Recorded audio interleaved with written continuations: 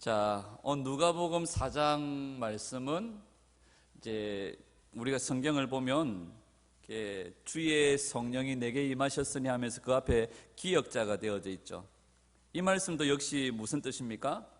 인용했다는 겁니다. 구약의 말씀을 인용했다는 건데 어디의 말씀을 인용한 겁니까? 이사야 몇 장? 예수님께 대한 이 주의 성령이 내게 임하셨으니 이게 어디에 본문이 나옵니까? 이사야 61장에 나오는 본문이죠. 그런데 이사야 61장의 본문과 누가복음에서 예수님이 그 자기 고향 나사렛에 내려가셔서 고향 회당에 가셨을 때에 회당장이 이사야서를 펴가지고 이사야서 두루마리를 받아가지고 펼쳐서 딱 읽었는데 이사야 61장의 내용과 오늘 누가복음에 나오는 내용과 좀 다른 점이 있어요. 그죠? 그럼 이사야 61장을 봐야 되겠죠? 그죠? 이사야 61장 한번 보십시다. 이사야 61장 2절, 1절, 2절. 자, 누가복음 오늘 읽은 거하고 비교를 해보세요. 이사야 61장 1절, 2절. 자, 시작. 주 여호와의 영이 내게 내리셨으니 이는 여호와께서 내게 기름을 부으사 가난한 자에게 아름다운 소식을 전하게 하려 하심이라. 나를 보내사 마음이 상한 자를 고치며 포로된 자에게 자유를, 갇힌 자에게 노임을 선포하며 여호와의 은혜의 해와 우리 하나님의 보복의 날을 선포하여 모든 슬픈 자를 위로하되. 자, 누가복음과 뭐가 차이가 납니까?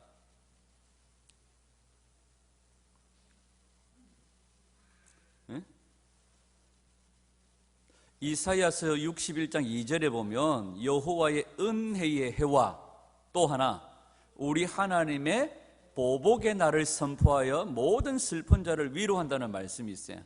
그런데 예수님이 나사렛 회당에서 이사야 두루마리를 읽으실 때 뭘 안 읽었습니까? 보복의 날을 안 읽었어요. 그죠? 그리고 예수님께서 주의 은혜의 해만 선포하시고 하나님의 보복의 날을 읽지를 않으십니다. 이 보복의 날은 언제 이루어질 일들입니까? 재림 때에 이루어질 일들입니다.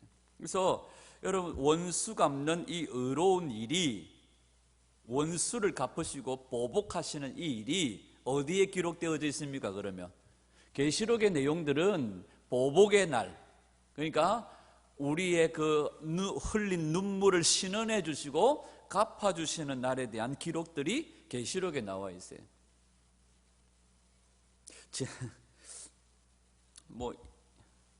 우리 교회 요즘 유튜브 우리 예람이가 학교 가가지고 자기 후배한테 자랑을 했대. 야, 우리 아빠 유튜브 한다? 그래가지고 후배가 어저께 한 명 구독을 눌렀대요. 그래가지고 오, 대단하다 이래가지고 지금 우리 부암교회 구독자가 성도수하고 상상할 수 없을 만큼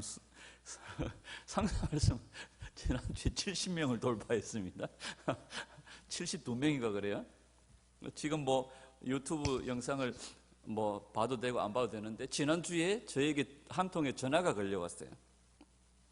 자기를 새노래교회가 아니고 서울의 명성교회 다니시는 어떤 집사님이라고 하시면서 남자분이 저에게 전화를 하셨는데 자기 딸이 부산으로 이사를 했는데 자기 딸이 이사한 곳에 보니까 근처에 부암록교회가 있더라. 그리고 사진이랑 요즘에는 이렇게 로드뷰를 누르면 교회 건물 사진 다 나오잖아요. 그러니까 우리 교회가 나오더라. 자기 딸이 좋아할 만하겠더라. 그래서 자기 딸 보고 전화를 하고 교회 가라고 할 테니까 지도를 잘 해달라고. 그러냐고. 문제든지 환영이라고 해서 지난 목요일 날 오후에 수요일 날인가 전화가 왔어요. 그 딸한테 해서.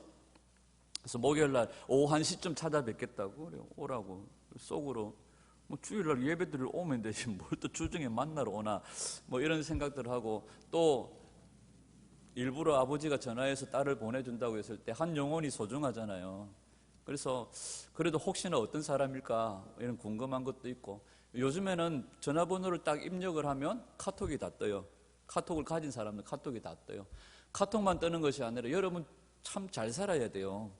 카톡만 딱 뜨는 것이 아니라 카톡에서 조금만 들어가면 사진들을 막 올립니다. 이 사진들을 카톡에만 올리는 것이 아니라 카카오 스토리라고 해가지고 자기 나름대로 블로그 같은 게 자동으로 연결이 되어지게 돼 있어요. 그런데 이 카톡 같은 경우에는 내가 내 닉네임을 걸어 놓으면 저쪽 사람이 내 전화번호를 안 가지고 있으면 닉네임만 떠가지고 이 사람이 임성훈인지 박성훈인지 몰라요. 근데 카카오 스토리는 딱 들어가면 그 사람의 이름이 딱 뜨게 돼 있어요. 근데 이분 전화하신 분 이름하고 카카오 스토리에 나오는 이름하고 틀린 거예요. 약간 조금 마음이 뭐지? 하여튼 이런 생각들을 했는데 목요일날 오후 1시에 그 따님이라는 분이 저를 찾아뵙겠다고 해가지고 목요일날 1시에 우리 교회에 왔었어요. 그래서 자기가 뭐 결혼한 지 얼마 안 됐고 최근에 이사를 해서 이사하고 이제 뭐 정신이 없고 뭐 이런저런 얘기를 하다가 목사님 궁금한 게 있는데 하면서 같이 친한 친구라고 하는 친구가 한 명이 같이 따라왔어요.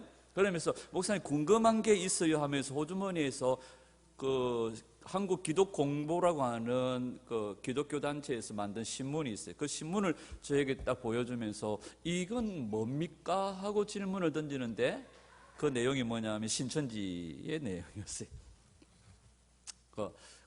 신천지의 내용이었고, 그러면 그 찾아오신 그 따님이라는 분이 신천지 교회에 1년 정도 출석을 하셨다고 그러더라고요. 1년 정도 출석을 하셨고, 뭐 자기 아버지는 모르고, 자기 아버지도 모르겠어요, 확실히. 자기 아버지가 보냈는지, 지부장이 보냈는지 모르겠지만, 하여튼 자기는 신천지 교회에 출석한 지 1년 정도 됐고, 그래서 그 이후로 한 2시간 정도 계속해서 저하고 얘기를 나눴는데, 자, 참 마음이 여러 가지 막 이야기들을 참 많이 했었어요. 한 2시간, 3시간 가까이 얘기했었는데, 저보고 자기가 1년 동안 훈련받았다고 이제 수료식을 한대요. 저보고 수료식에 한번 오라고 그랬어요. 갈 일이 없을 거라고. 갈 일이 없을 거고, 하루라도 빨리 좋으니까 손 털고 나오라고. 손 털고 나오라고. 이런 얘기를 했었는데, 참 좀 그렇더라고요. 뭐라 할까, 안타깝고 긍휼한 마음들도 있지만 참 교회가 지금까지 뭐 했을까, 뭐 하여튼 여러 가지 생각들이 참 많이 들었던 것 같아요. 우리가 말씀에 대한 그런 어떤 진지함이나 말씀에 대한 사모함들이 사실 필요해요, 이 마지막 때에. 근데 제가 그 친구한테 그런 얘기를 했었습니다. 교회가 가지고 있는 우리가 사도신경에도 보면 뭐라고 고백합니까? 중간에 보면 교회에 대한 고백이 나오잖아요. 거기 보면 그게 사실상 오늘 우리가 믿는 교회에 대한 개념들은 우리가 지금 이 예배당 자체를 성전이라고 말하지는 사실 않죠. 성전의 개념은 아니죠. 우리 한 사람 한 사람, 예전에 구약 시대에는 성령이 어디에 임합니까? 각 사람 위에가 아니고 그 성전에 성령님이 임하시잖아요. 근데 신약 성경에 와가지고는 지금은 성령이 각 사람의 위에 임하시잖아요. 그러니까 이 예배당 건물은 예배당 건물이에요. 이제는 각 사람 위에 임한 성령님, 각 사람이 이제는 교회의 개념이죠. 구약 시대에 교회라는 단어가 나옵니까? 이 똑같은 단어가 교회라고는 번역되어 있지 않지만 이 신약시대 교회라고 하는 단어가 구약 성경에는 뭐라고 나오느냐면 회중이라는 단어와 똑같은 단어예요. 그래서 예전에는 그 회중 속에 그 성전 안에 성령님이 임하시고, 이제는 각 사람에게 성령님이 임하시면서 각 사람이 교회다 뭐 이렇게 얘기를 하잖아요. 근데 사도신경에 나오는 거룩한 중간부터 외우려고 갑자기 왜 이러지? 하여튼 거기도 보면 나오는 게 사실상 공교회의 개념이 있습니다. 그러니까 각 사람이 모여서 또 교회를 이루는 거잖아요. 그죠? 그러니까 교회가 가지고 있는 보편성이라고 그럴까요? 우리가 신학이라고 하는 것들이 잘못된 부분들도 있고, 사실상 뭐 우리가 놓쳐버리고 빠뜨려버리고 실수한 부분들도 있지만, 그렇다고 해서 아이를 목욕시키고 난 다음에 목욕물을 버린다고 아이까지 버리는 일은 없잖아요. 그죠? 그러니까 공교회의 개념, 그리고 교회가 가지고 있는 보편성이라고 하는 개념들을 무시하면 안 되거든요. 교회 가니까 저 사람이 마음에 안 들어가지고 나는 교회를 버릴래. 이건 잘못된 거잖아요. 지금까지 가르침이나 교회가 연약하고 실수한 부분들이 있지만 그렇다고 해서 내가 버릴래. 내가 그랬어요? 아니, 딸내미가 하는 게 아무리 마음에 안 든다고 엄마가 대신 시집 갈 수는 없잖아요. 딸내미가 하는 짓이 맨날 밤늦게 돌아다니고 막 이런다고, 응? 딸 대신 엄마가 시집가는 경우는 없거든. 이제 그런 얘기를 하면서 좀 안타까워서 여러 가지 많은 얘기들 했는데, 근데 씩씩 웃으면서 눈은 하나 안 변하더라고요. 그래서 참 좀 마음이 그랬었어요. 자, 우리가 가지고 있는 이 이스라엘에 대한 개념도 마찬가지잖아요. 우리가 계속 뭔가 내가 원하는 것들을 마음을 딱 꽂아버리면 그 나머지가 자꾸 이렇게 배제되어져 버린다고요. 내가 영적인 이스라엘이다 하고 막 한번 머릿속에 딱 박혀버리면 그 이후로는 뭐가 안 들어와요? 진짜 참 이스라엘이 눈에 안 들어오는 거예요. 그런 의미에서 우리가 정말 우리 교회가 복음 안에서 진짜 제대로 된 신학과 말씀 안에서 세워지는 것은 참 중요해요, 사실. 이 마지막 때에 개혁주의 교단이든지 오순절 교단이든지 감리교, 침례교든지 어디든지 인간들이 하는 짓이 연약하고 부족할 수 있어요. 그러나 100년, 200년이 아니라 그래도 최소한 종교개혁 이후로 500년이라는 시간 동안 그들이 연구하면서 중간에 거짓 교사들이 막 끼어들어서 막 이런 것도 있었지만 그래도 500년 넘게 신앙을 지키고 뼈대를 세워놓은 신학의 기초는 우리가 무시할 수는 사실 없거든요. 거기 안에서 우리가 바로 잡아가고 또 바로 잡아가고 그게 개혁주의잖아요. 근데 계속해서 바로 잡아가고 또 잡아가고 또 세워가고 서로가 서로를 날카롭게 만들어가는 부분들인데 이 한 부분 틀렸다고 우리가 그냥 그걸 깡그리 500년 역사를 무시해버릴 수는 없는 거지. 오늘 우리가 바른 복음 안에 바른 진리 안에 세워져 가는 건 너무너무 중요합니다. 여러분, 오늘 예수님께서 이 보복의 날을 말씀하고 계시는데 이 보복의 날은 뭐 하는 날입니까? 심판의 날인데 성경 끄트머리에 보면 뭐라고 얘기하느냐면 모든 슬픈 자를 위로하는 날이라고 말하고 있어요. 자, 주의 은혜의 해와 보복의 날은 모든 슬픈 자를 위로하는 날이래. 심판이 위로하는 날이래. 항상 심판은 두 가지 개념이 있다고 그랬죠. 마지막 예수님의 재림 때 일어나는 심판은 두 가지 개념이 있습니다. 하나님은 그의 백성들을 세상에서 건져내어 하나님의 나라로 이끌어가기 위해서 하나님을 거역하여 끝까지 회개하지 않는 자들을 뭐 하십니까? 완전히 박살내는 두 가지 측면이 있겠죠. 그러면 하나님께서 예수님 다시 오시는 그날 세상에 내려지는 심판은 우리에게는 이게 뭐가 되는 겁니까? 위로의 날이 되는 거죠. 그래서 이 보복의 날, 신원의 날이 위로의 날이 된다는 거예요. 그런데 예수님께서 이 원수 갚는 이 일이, 이 의로운 일이 계시록에 다 기록되어져 있는 거예요. 새천지인지 신천지인지 별천지인지 모르겠지만 그 사람들이 어디에 확 꽂혀 있어요? 14만 4천 계시록 이렇게 해봐야 또 막 그걸 짜집게 하고 막 이래가지고 그랬어요. 그래서 제가 우스갯소리로 한번 그 친구에 그렇게 얘기했습니다. 다음부터는 내 안 만나도 내가 혹시 필요하면 우리 집사님 중에 한번 내가 붙여줄게. 우리 성도들 중에 한번 붙여줄게. 언제든지 얘기해도 돼요. 나중에 혹시나도 연결되면 제가 임성훈 집사님 보내려고. 보냈다가 안 오면 안 되고. 언제든지 우리가 정말 날카로운 말씀을 열심히 날카롭게 갈아야 돼. 그러고 나서 제가 혹시 신천지에서 주장하는 부분들, 이런 부분들을 제가 한번 이렇게 유튜브나 또 이렇게 자료들을 통해서 찾아봤어요. 참 우리가 생각할 때는 헛소리하고 어리석고 참 그렇죠. 근데 거기에 혹하고 넘어가는 사람들이 있다는 거예요.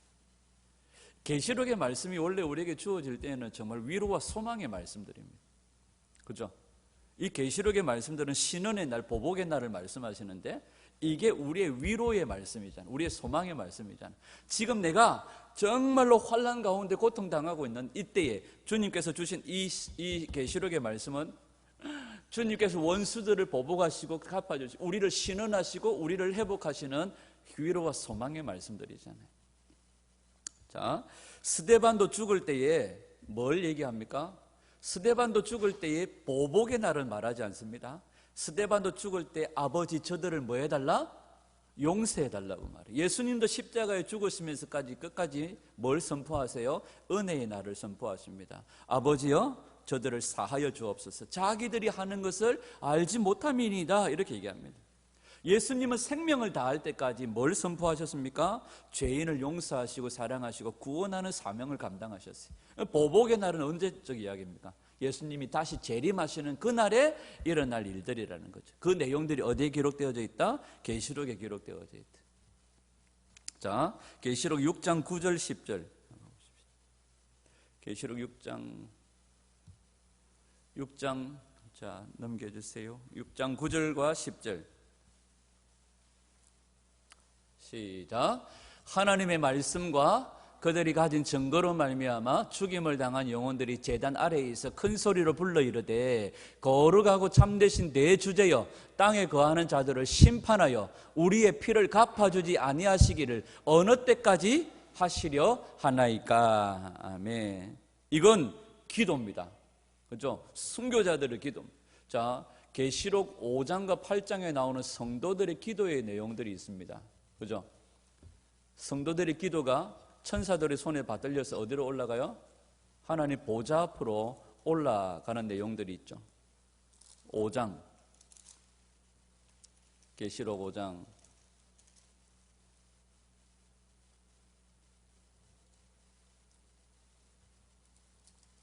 자,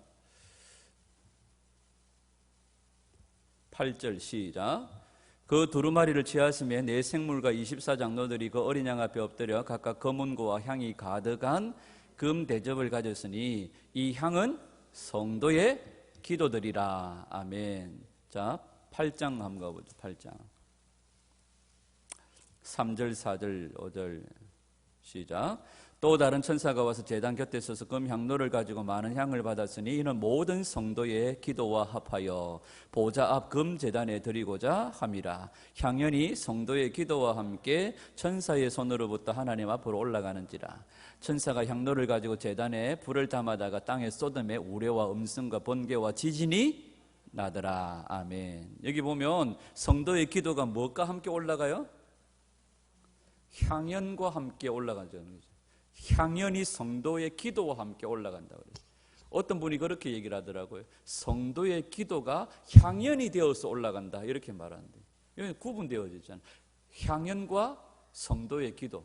그래서 그 신사도주의, 은사주의자들이 뭐 한창 얘기합니까? 하프 앤 볼 해가지고 뭐 이렇게 찬양과 경배와 찬양과 기도 뭐 이렇게 얘기를 하는데 향연과 함께 성도의 기도가 합하여 함께 누구의 손으로부터? 천사의 손으로부터 하나님 앞으로 올라가는데 천사가 향로를 가지고 뭐합니까? 제단에 불을 담아다가 땅에 쏟습니다. 땅에 쏟습니다. 그때에 큰 우레와 음성과 번개와 지진이 나더라 이렇게 얘기를 해요. 자, 성도의 기도가 우리 주님 재림하시기 전에 성도의 기도가 반드시 필요해요. 그런데 이 기도는 하나님께서 내 소원을 이루는 것이 아니라 아버지의 날이 이루어지기를 위한 기도겠죠. 그러니까 마지막 그 순교자들의 피를 갚아주시고 그들을 신원하시고 회복하시고 그들을 보복해 주시고 원수를 갚아주시는 것에 대한 내용들이 되겠죠. 우리가 주님 이 마지막 때 하나님 우리의 눈물을 닦아주시고 하나님 저 원수들을 신원하여 원수들로부터 우리 고통당하는 주의 백성들을 신원하여 주십시오 뭐 이런 기도겠죠. 근데 그 8장 5절에 보면 우레와 음성과 번개와 지진이 나더라 이렇게 얘기를 해요. 이걸 어떤 사람들은 신사도주의자들이나 은사주의자들은 뭘 말하느냐 하면 우리가 하프 앤 볼 찬양과 기도로 주님 앞에 향기로운 향연을 올려드리면 주님께서 우리 가운데 임재하시는 어떤 임재의 사인이다. 그래서 하나님께서 어떨 때는 땅을 흔들며 임하시고 하나님께서 우레와 같던, 이건 하나님의 임재, 현현, 나타나심을 얘기하는 거다. 예, 그럴 수 있습니다. 하나님께서 엘리야에게 나타나실 때에도 바람 가운데 나타나시는 그런 장면들이 있죠. 하나님께서 나타나시는 어떤 현현의 모습으로 이런 장면들이 있기도 합니다. 그러나 마지막 때에 일어날 성도들의 기도가 우리 주님의 그 때를 준비하고, 또 하나님, 우리는 시편을 읽으면서 다윗의 기도를 읽으면서도요, 다윗은요, 하나님 원수의 뺨을 치시며 악인의 이를 꺾어버리세요, 이런 얘기하면, 어머야, 우리는 어떻게 저렇게 기도할까? 못해. 근데 마지막 성도의 기도는 정말로 주님 이 땅에 불을 내려주십시오. 하나님 원수들을 보복하시고, 하나님 사랑하는 죄의 백성들의 눈에 눈물을 닦아주십시오. 신원하십시오. 하나님 심판하십시오. 원수들을 가만히 두지 마십시오. 이게 마지막 성도의 기도예요. 마지막 성도의 기도. 그냥 단순히 하나님, 제 회사가 많이 어려워요. 하나님, 우리 회사에 재정이 막혔어요. 좀 뚫어주. 이런 따위의 기도가 아니라는 거예요. 더 한 차원 높은 기도. 마지막 주님의 그 재림의 날에 하나님 이 땅의 원수들을 심판하여 주십시오. 이런 기도가 보복의 날을 구하는 기도라는 거죠. 자, 그리고 요한계시록에 나오는 예수님의 모습도, 예수님의 행동도 사실 무서워요. 자, 계시록 19장 15, 16절 시작. 그의 입에서 예리한 검이 나오니 그것으로 만국을 치겠고 친히 그들을 철장으로 다스리며 또 친히 하나님 곧 전능하신 이의 맹렬한 진노의 포도주 틀을 밟겠고 그 옷과 그 다리에 이름을 쓴 것이 있으니 만왕의 왕이요 만주의 주라 하였더라. 아멘. 제가 어저께인가 그저께인가 차를 타고 가다가 극동방송을 잘 안 듣는데, 제가 지지난주에 극동방송을 웃자다가 틀었다가 퀴즈를 맞춰가지고 상을 받았어요. 그래서 이번 주에 극동방송을 예의상 한 번 더 들었는데, 어떤 목사님 설교를 하시더라고요. 그 목소리가 엄청나게 많이 귀가 익어서 누구지 하다 끝까지 들었어요. 끝까지 듣고 나니까 우리 장로님 옆집에 사는 교회 목사님이시더라고요. 근데 중간에 이런 얘기를 하시더라고요. 술 취하지 말라, 성령의 충만함을 받으라, 그 이야기를 하시면서 우리가 성령의 충만함을 받아야 됩니다. 술 취하지 말아야 됩니다. 그러나 술 먹는다고 지옥 가는 건 아닙니다. 술 먹으면 오히려 천국 빨리 갑니다, 이러더라고요. 주여 현기증이 납니다. 주여 현기증. 이건 뭐지? 이랬는데 무슨 의도인지는 알겠어요. 무슨 말인지는 알겠는데, 제가 그 얘기 들으면서 이러면 안 되는데 이러면 안 되는데 하다가, 여러분 술 먹으면 지옥 갑니까 안 갑니까? 그 나중에 이제. 근데 그 얘기를 들을 때 이것뿐만 아니에요. 이것뿐만이 아니라 오늘 우리가 너무 쉽게 배워오고 이야기해왔던 그 내용들이, 너무 우리가 쉽게 생각했던 부분들이 하나님 말씀과 너무 딱 정면으로 배치되는 내용들이 너무 많은 거예요. 참 조심해야 되겠다 하는 생각들이 들어요. 여러분, 하나님께 천국과 지옥을 만드셨어요. 그죠? 하나님 지옥 만드셨잖아요. 아닙니까? 하나님이 지옥을 만드셨잖아요. 임성훈 집사님, 하나님이 지옥을 만드셨잖아요. 왜 안 만들었다고 우깁니까 지금? 그 지옥이 원래 누구를 위해 만든 겁니까?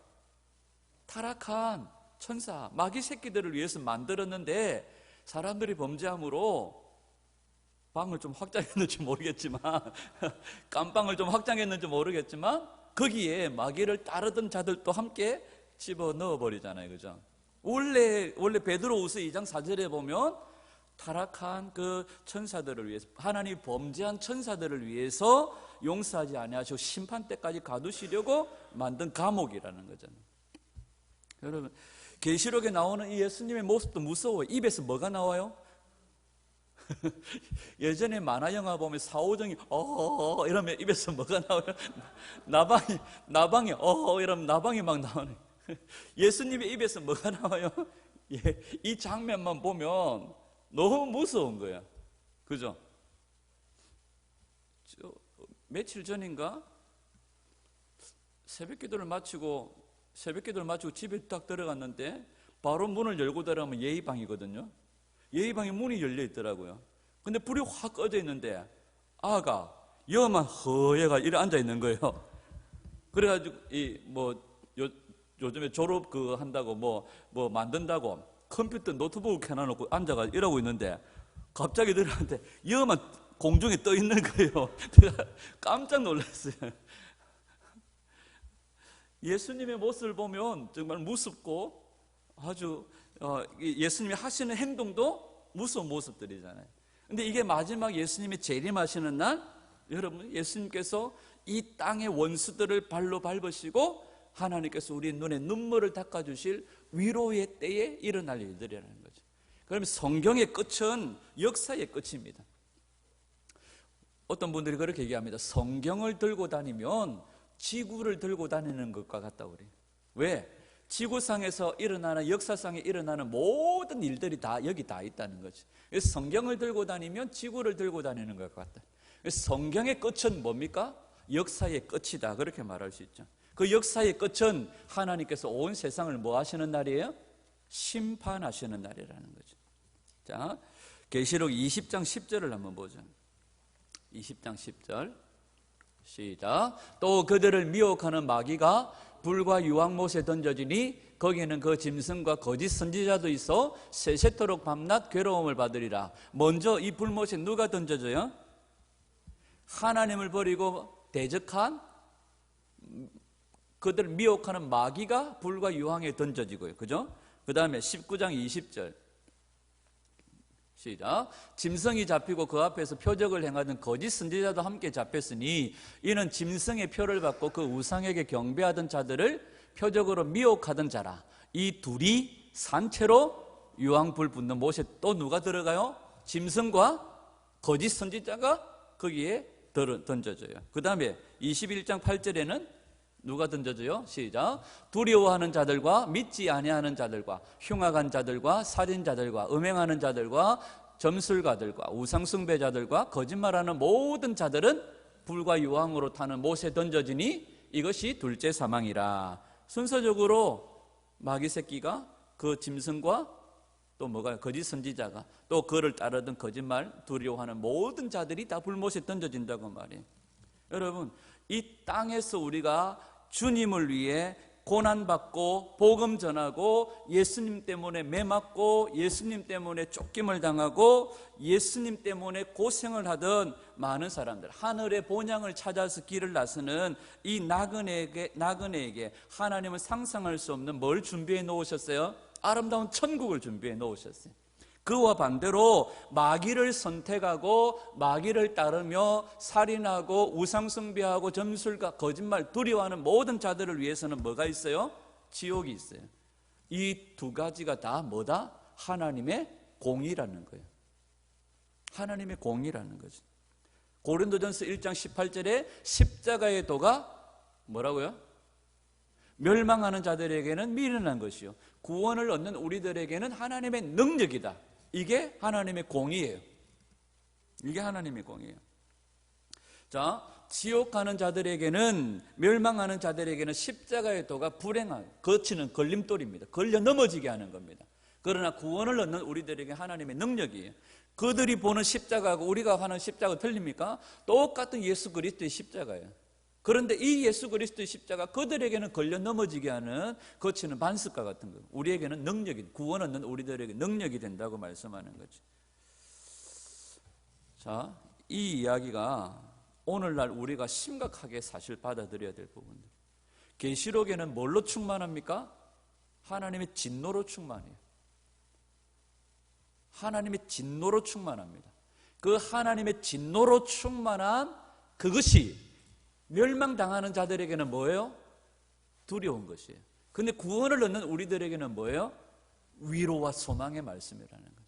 그러면 다시 질문합니다. 계시록에 나오는 하나님의 진노에 대한 이야기가 정말로 저와 여러분들에게 위로가 되고 소망이 되십니까? 오늘도 여전히 유다서까지만 읽고 다시 창세기로 넘어가야 돼. 계시록은 뭔 말인지도 모르겠고, 아이고 무서워라, 아이고 떨리라. 주여, 계시록은 주님이 계시를 풀어줄 때까지 좀 덮어두입시다. 유다서 끝, 다시 마태복음, 이게 아니잖아요. 이 말씀이 여전히 우리에게 뭐가 되어져야 돼요? 위로와 소망이 되어지는 말씀. 자, 다시 말하면 회개하고 믿어 구원받은 성도들에게 고통과 실패를 견디게 하는 힘이 뭐예요? 바로 이 진노의 날에 대한 하나님의 말씀이 바로 우리로 하여금 고난도 실패도 이기게 하는 위로와 소망이라는 거예요. 그러면 우리가 이 땅에서 복음 때문에 환난을 당하고 복음 때문에 매를 맞고 복음 때문에 고통을 당하면 어디 말씀을 읽어야 될까요? 꼭 어떤 목사님들은 막 성경이 다 어렵다, 그래서 요한복음부터 읽어라, 이렇게 말해요. 성경은 순서가 있어요. 장절도 그냥 있는 게 아닙니다. 순서도 진리예요. 근데 꼭 목사님들 어디부터 읽으라고요? 요한복음부터 읽어라. 마태복음부터 읽으세요. 마태복음부터 읽으세요. 왜? 마태, 마가, 누가의 결론이 요한복음이에요. 공부 못하는 아들 제 주변에도 그렇고 저도 옛날에 그랬는데, 꼭 문제지를 딱 펼쳐놔놓고 문제지를 사면 뒤에 뭐가 딱 붙어있어요? 이만큼 답안지가 붙어있어요. 그래서 엄마가 답안지 찍 찢어가지고, 야, 답 보고 오지 마, 네가 알아서 풀어, 이랬는데 꼭 공부 못하는 아들 옆에 답안지 놔두고 1번에 2번 여러분, 이게 이 순서도 진리예요. 우리가 정말로 고난과 실패, 복음 때문에 고난과 실패를 당할 때에 우리에게 위로와 소망해 주는 말씀이 계시록의 말씀들이에요. 이 보복의 날에 관한 말씀이에요. 예수님이 초림 때 그 은혜의 날을 선포하셨지만 다시 오시는 예수님은 이 땅에 뭘 행하세요? 보복의 날이에요. 그날은 우리에게 무슨 날이에요? 신원의 날이에요. 우리의 모든 원수를 갚아주시는 날이에요. 아멘. 그러면 그 원수를 갚아주는 날은 우리가 뭐 해야 될까요? 1년에 다른 날은 몰라도 뭐는 알고 있습니까? 지 생일은 알아요. 달력에다가 막 빨갛게 했지. 옛날에는 저는 거기다 별 표시를 해가지고 해놓고, 저희 집사람이 옛날에 그랬던가, 당신 생일이 올해는 언제고? 예를 들어서 6월 며칠이네. 그래요? 기억을 딱 해놔. 자기가 저 왜 쳐놨지? 저 별표를 왜 해놨지? 까먹어버리는 경우가 있더라고. 우리가 이 고난과 실패 때 주님이 주시는 그날, 보복의 날은 하나님을 따르지 않는 자들에게는 그날은 무섭고 두려운 날이 되겠지만, 그죠? 말라기가 뭐라고 얘기합니까? 여호와의 크고 두려운 날. 근데 복음을 위해 산 우리들에게는 그날이 무슨 날이에요? 우리의 눈에 눈물을 닦아주시는 신원하시는 날. 아멘. 여러분, 이 마지막 때에 우리가 더욱더 말씀 안으로 돌아가는 은혜가 있기를 축복합니다. 이 말씀밖에 위로가 없어요, 사실. 자, 히브리어로 광야라고 하는 단어가 미드바르입니다. 미드바르입니다. 미는 뭐뭐 속에 하는 접두사입니다. 뭐뭐 속에. 드바르 하면 다바르, 말씀이라는 겁니다. 광야라는 뜻이 말씀 안에, 말씀 속에서라는 뜻이 있습니다. 카도시 하면, 성경에 카도시 하면 거룩이라는 뜻이에요. 카도시 하면 거룩이라는 뜻인데, 이 거룩함이 거하는 성전을 뭐라고 부를까요? 미크다시라는 겁니다. 뭐뭐 속에, 뭐뭐 속에, 카다시라는 말이죠. 그러니까 미라는 것은 어떤 장소를 의미합니다. 어떤 장소. 그러니까 뭐가 이루어지는 장소. 그러니까 미드바르 하면 뭐가 이루어지는 장소? 말씀이 선포되어지고 말씀이 이루어지는 장소. 미크다시 하면 뭐가 이루어지는 장소? 거룩이 이루어지는 장소, 성전이라는 그런 뜻이에요. 자, 하나님의 말씀이 임하는 곳이 유대인들에게는 어디라고요? 광야라는 거예요. 그래서 계시록에 보면 독수리 날개를 업어서 어디로? 우리를 광야로. 뭐 하라고 광야 가서? 눈썹 보이지 마라. 털끝 보이지 마라. 꼭꼭 숨어라. 뭐 이것보다도 무슨 의미가 있습니까? 거기에서 뭐 해요? 말씀으로 한때 두때 반때 우리에게 뭐가 이루어져요? 양육이 이루어져요. 오늘 이 시대에 우리가 미드바르 말씀이 이루어지는 어디를 구해야 될까요?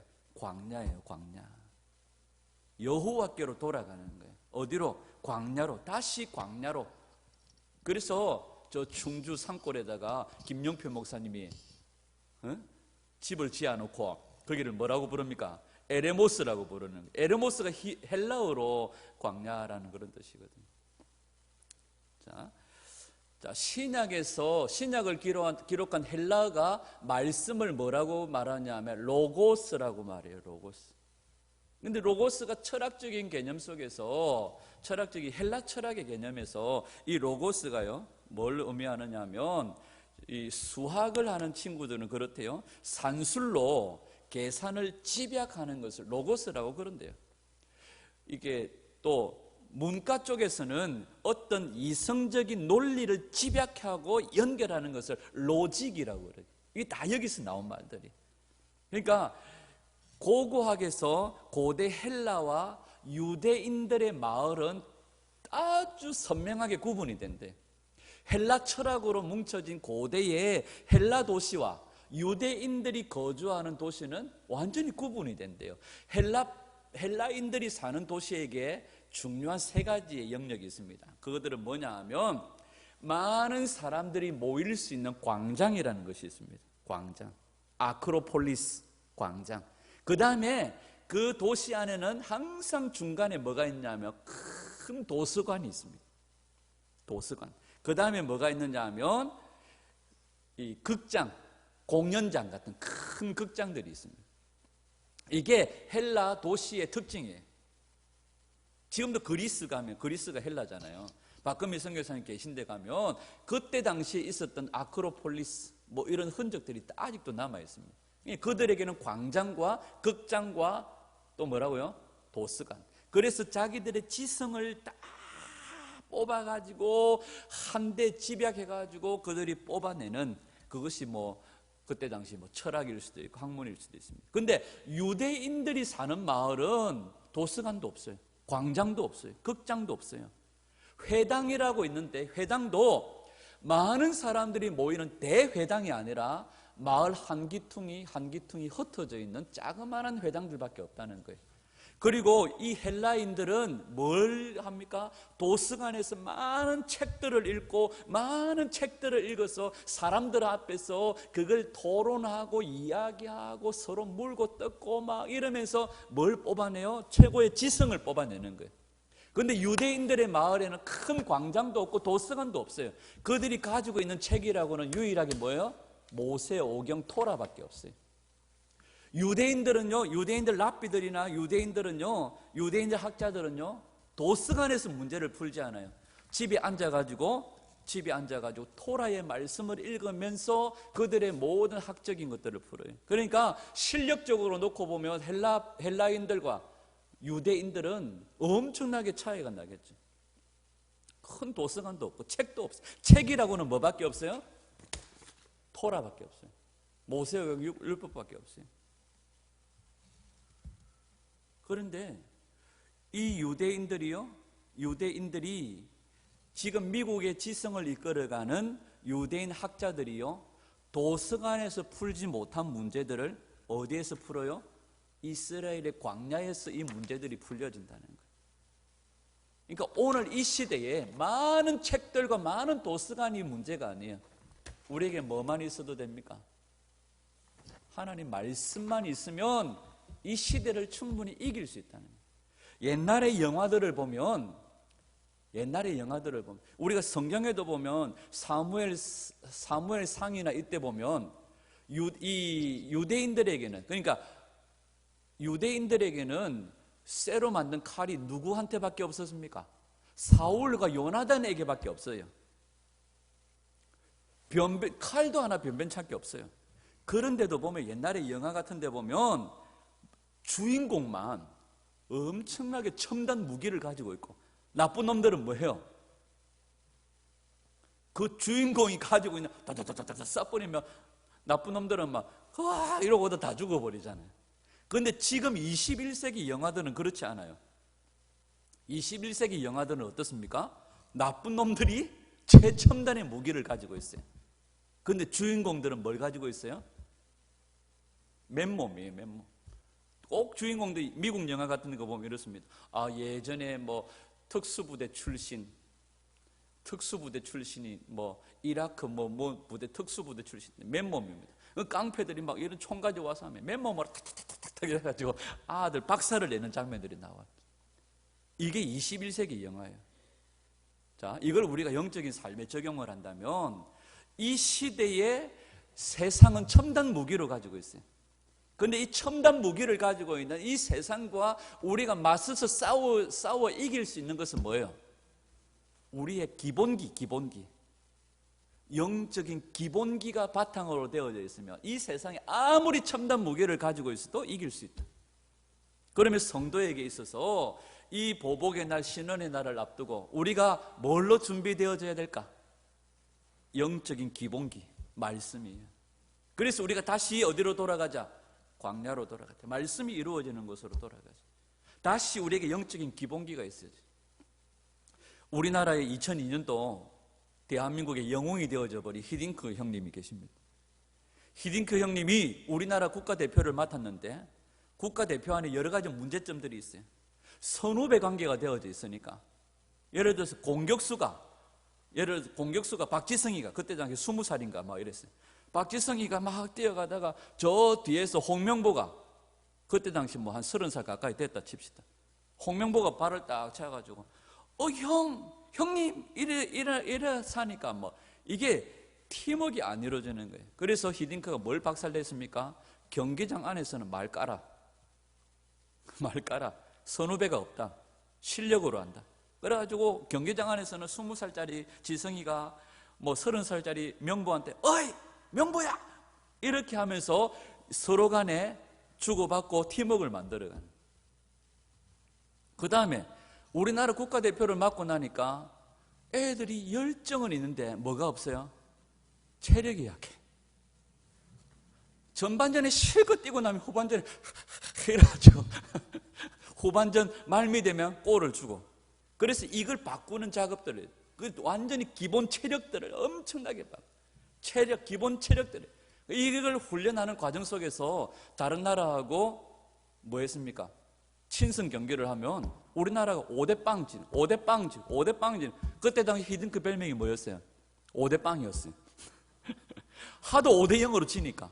그래서 이게 실력이 있니 없니, 감독이 실력이 있니 없니 해가지고 잘라야 되니 말아야 되니 막 이랬는데 점점 갈수록 실력들이 부쩍 늘어가지고 프랑스를 이기더니 막 친선 경기에서 프랑스 이기고 막 이러더니 어디까지 올라갔어요? 4강까지 올라갔어요. 그랬더니 금방 잘라야 된다 하다가 금방 또 막 이러면서 서울 시민권 줘야 된다 해서 막 이래.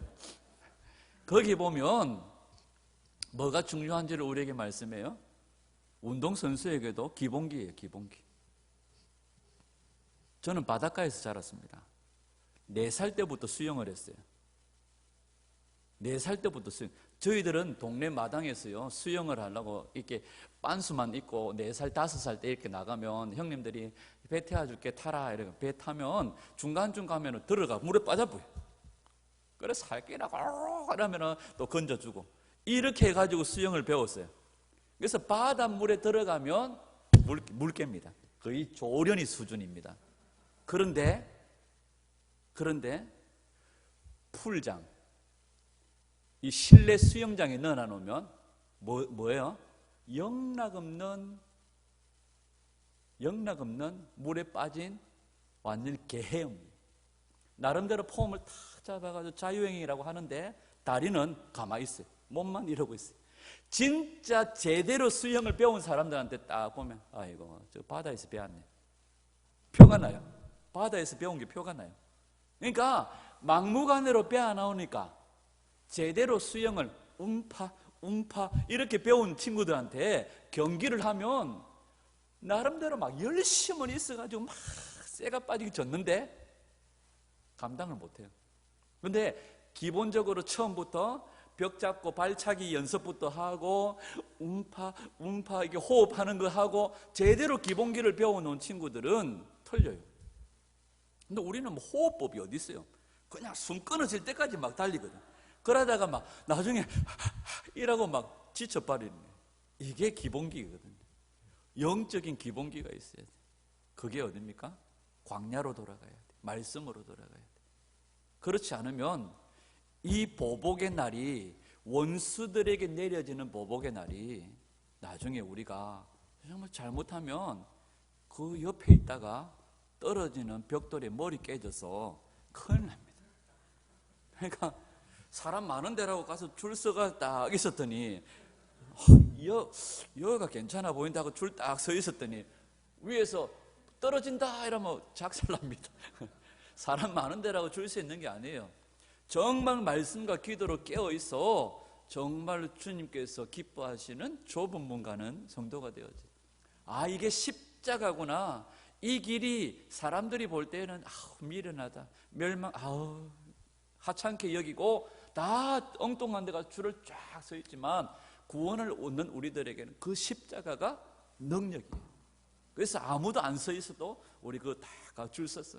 그 십자가 내 등에 짊어지고 주님 쫓아가는 거예요. 그래서 성도의 기본기, 여러분 우리가 평강을 잃어버렸다면, 우리가 정말 위로와 소망이 필요하다면 우리가 다시 어디로 돌아가요? 말씀으로 돌아가야 돼요. 말씀으로 돌아가서 이 말씀에 기록되어진 하나님께서 행하시는 마지막 때의 보복의 날, 신원의 날, 그날 우리의 눈물을 닦아주실 이 말씀으로 우리가 위로와 소망을 삼기를 간절히 소원합니다. 여러분 오늘 우리에게 이 기본기가 필요해요. 기본기가 필요해요. 성도들 가운데서도 정말 막무가내로 달려가는 사람들이 지쳐요. 제가 요즘에 계속 말씀드리는지 모르겠지만 제가 10년 전에 몇 년 전에 제가 봐왔던 많은 목회자들, 많은 성도들, 제가 알아왔던 많은 성도들 정말로 뜨겁게 기도하고 정말로 불과 같이 전도하고 대단하다. 집사님 요즘 뭐 하세요? 그만 살아요. 요새도 기도 생활 많이 하세요. 기도가 뭐예요? 이럴 정도로 그냥 대충 살아가고 제가 그런 마음들이잖아요. 이게 지금 잘 달리는 것도 중요하지만 신앙의 경주는 끝까지 잘 달려가야 돼요. 결승점까지 하얀 테이프 또 이게 우리의 목표예요. 제가 이번 주에 온 그 새천지인지 신천지인지 하는 그 친구한테 그랬어요. 하루빨리 돌아온나. 근데 저는 1년 공부했는데 한번 이게 잘 된 건지 못 된 건지 한번 끝까지 가보고 싶대요. 그래? 끝까지 가면 결론은 뻔하다. 네가 다시 기회가 없을 거다. 나는 장담컨대 그 끝에 뭐가 있는지 나는 안다. 멸망이다. 정말로 네가 영혼의 구원에 관심이 있으면 돌아서라. 끝까지 가봐야 네한테 남는 건 없다. 네 영혼 망친다. 네 영혼 멸망한다. 그런 얘기를 했었는데 여러분 우리가 제대로 잘 달려야 돼요. 제대로 잘 달리기 위해서는 정말로 영적인 기본기들이 필요해요. 다시 우리가 광야로 돌아가야 돼요. 말씀으로 돌아가야 돼요. 이 말씀 속에 더 뿌리를 내리고 세움을 입으면 흔들리지 않는 신앙인들이 되어질 줄 믿습니다. 아멘. 우리 다시 광야로, 다시 주님의 말씀 앞으로 돌아가서 이 마지막 이 보복의 날, 원수들의 머리를 부수시고 다시 오실 우리 주님, 그날이 우리의 신원의 날, 우리의 회복의 날, 우리의 모든 아픔의 눈물들이 씻겨지고 위로되어진 그날, 그날에만 위로가 아니라 그날을 기다리며 우리가 이 말씀을 읽을 때에 이 말씀이 우리의 위로와 소망이 되기를 소원합니다. 이 위로와 소망이 늘 지금부터 끝까지 주님 오시는 그날까지 갈 수 있도록 이 말씀 속에 든든히 뿌리를 내리는 귀한 믿음의 성도들로 살아가는 저와 여러분들이 되시기를 주님의 이름으로 축원합니다. 기도하겠습니다.